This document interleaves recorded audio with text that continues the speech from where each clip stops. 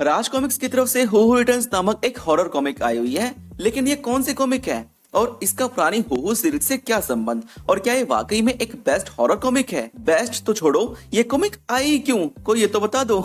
चलो जानते हैं इस वीडियो में। अब देखो, हॉरर जैसा मुझे इसमें कुछ नहीं मिला। 90s के वक्त में आई हुई इन कॉमिक्स को पढ़कर उस वक्त पर लोग डरते होंगे, लेकिन आज कोई भी नहीं जिसमें आर्ट वर्क एवरेज है, सिर्फ कवर पर हॉरर विजुअल्स हैं जो डराने का काम करते हैं। 90 के दशक में आई इसके 8 भाग हैं जो एक मिस्टीरियस सुपर नेचुरल एंटिटी के हीरो को वापस लाकर उसे मिस्र के पिरामिडों में मम्मी के पास वापस रखने की कहानी है। आतंकवाद भर भर कर है, लगता है यहाँ का नागराज विसर्पे के साथ छुट्टी पर गया हुआ है, जिसमें मेन विलन एक शैतान है जो धरती पर शैतानी हुकूमत कायम करनी अपने बेस्ट 10 सैनिकों को धरती पर भेजता है, जो एक पिरामिड में मम्मी के खजाने में बंद हीरो में समा जाती हैं। इन सालों को पूरी दुनिया में यही भूतिया खबर मिली थी। वहाँ पर कुछ लोग मम्मी के ताबूत और वहाँ रखी चीजों को छेड़ देती हैं, जिसमें से एक साया उन्हें मार डालता है। कहानी में आगे एक डाकू वहाँ के खजाने को लूट लेता है, जिसमें वही हार होता है जिसमें लगे हीरे वो अलग अलग लोगों को बेच देता है। साला लालची एक हीरा यहाँ आरसी वालों को भी दे देता तो नागराज पर मूवी बन जाती। फिर पुलिस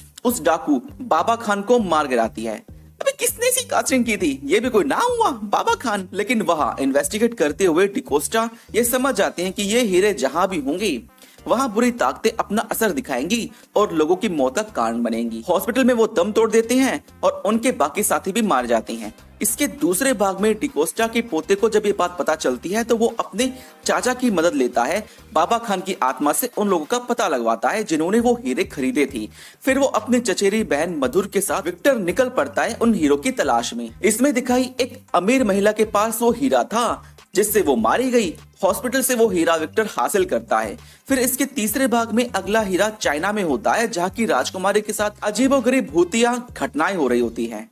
चौथे भाग में दक्षिण अफ्रीका के इलाकों में कुछ कबीले वाले लोगों को मार रहे थे, वहां से विक्टर को एक और हीरा मिलता है। फिर पांचवें भाग में ऑस्टेनबर्ग शहर में एक प्रिंस और प्रिंसेस जूलियट के पास हीरा मिलता है। यहाँ ड्रैकुला जैसी कहानी चलती है, जिसके कवर पेज पर भी यही आप दृश्य देख सकती हैं। छठे भाग में अमेरिका के शहर हैटन में उनका सामना होता है स्कल मास्टर से, जो लोगों की खोपड़ी फोड़ने का काम करता है, जिसे हॉरर अंदाज में दिखाया गया। सातवें भाग में वो जाते हैं तेल अबीब, जहाँ एक मैजिक शो के दौरान मधुर कुत्ते में बदल गई। बीच बीच में वो शैतान नहीं चाहता था कि ये लोग उन हीरो तक पहुंचे, इसलिए वो मुसीबतें खड़ी कर रहा था। लेकिन फिर किसी तरह अल्फरान को हराकर वो 2 और हीरे ढूंढ लेते हैं। अब टोटल 7 हीरे उन्हें मिल गए, 3 बाकी हैं। इसके 8वें और अंतिम भाग में सबसे बड़ा स्कैम होता है, क्योंकि कॉमिक के कवर पेज पर डायनासोर की फोटो लगी है। 1 मिनट में हॉरर कॉमिक पढ़ रहा हूँ ये डायनासोर की। अब देखो, स्पॉइलर अलर्ट, मैं इसकी एंडिंग के बारे में बात करने वाला हूँ, तो आगे का वीडियो जरा आप अपनी डिस्क पर देखना। बाकी के 3 हीरे दिल्ली में क्रांति नामक विलन के पास होती हैं, लेकिन फिर हीरो वर्सेस विलन की लड़ाई में वो हीरे बेजान पड़े डायनासोर्स के पुतलों के पास जा गिरती हैं, जिसमें शैतानी ताकतें समा जाती हैं। वो डायनासोर जिंदा हो जाती हैं। एंड में किसी तरह विक्टर और मधुर उन हीरो को वापस हासिल कर लेते हैं और अब 10 हीरे हो जाने के बाद वापस उन हीरो को पिरामिडों में मम्मी के पास रखने एक प्लेन से वे लोग चल पड़ते हैं। और यही इसके 8 भागों की पूरी कहानी थी। बिल्कुल आतंकहर्ता नागराज वाली फेल देता है। एंड क्लाइमेक्स जुरासिक पार्क जैसा था। ड्रैकुला और वैम्पायर जैसी स्टोरी भी डाली गई है, यानी पूरी खिचड़ी बना दी गई है।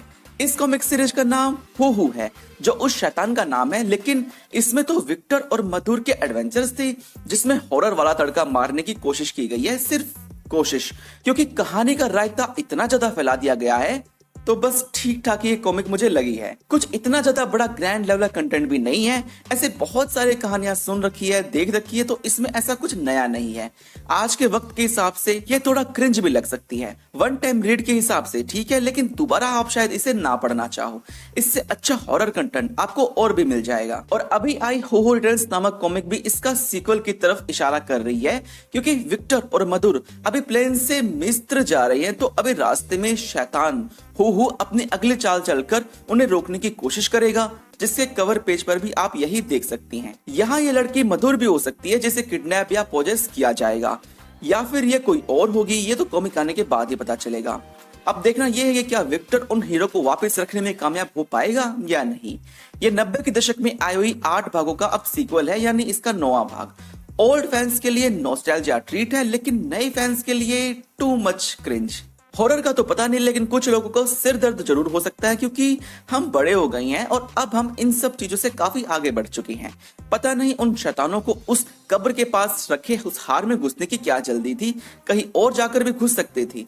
और ये शैतान इतने ताकतवर हैं जिसे कमजोरी ड्रैकुला की तरह बस एक हॉली क्रॉस है।